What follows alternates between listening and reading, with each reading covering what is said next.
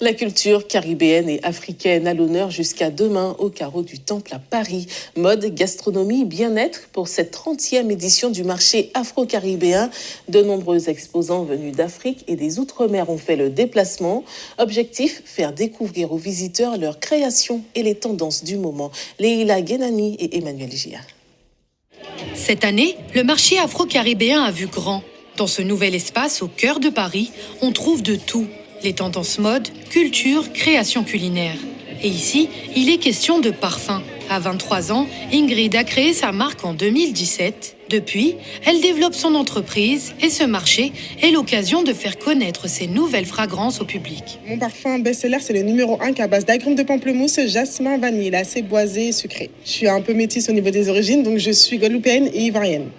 Voilà, et ensuite je me suis inspirée plus, on va dire, le côté assez sucré, assez tropical des deux côtés parce qu'ils aiment bien ce type de parfum. Le coco, mais c'est un peu mélangé quand même avec un peu de, je sais pas autre ce qu'il y a dedans. Jusque-là, j'allais toujours à la Foire de Paris. Et bon, j'ai découvert ce site sur Internet il n'y a pas très longtemps. Donc j'ai dit, je viens faire un tour. Et on cherchait des jeux assez spécifiques qui parlaient un peu de notre histoire. On allait sur les plateformes, on trouvait des jeux assez clichés, très stéréotypés. Et donc, on a voulu créer nos propres jeux. On a voulu vraiment intéresser les enfants aux jeux, mais en glissant des éléments culturels. Par exemple, en Martinique, on va parler de la bibliothèque Cher à Fort-de-France. On va parler d'Aimé Césaire qui est né à Basse-Pointe. Un travail de transmission essentiel aussi pour Gladys.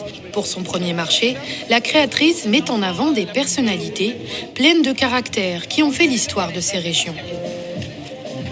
On a besoin en fait de valoriser, de montrer qu'on existe et que d'honorer nos mamans en fait, nos mamans, nos arrière-grand-mères, par la force de notre histoire aussi. Je trouve que c'est important en fait. Donc voilà. Ah oui, très fièrement, toujours. On porte toujours la cape tout. Une fierté aussi pour la centaine d'exposants venus ce week-end de présenter leurs produits au public, mais pas que. C'est le moment de pouvoir se rencontrer, de créer du lien, de développer des connexions un peu plus fortes qu'à travers Internet. Pour cette 30e édition, le marché espère accueillir jusqu'à 6000 visiteurs.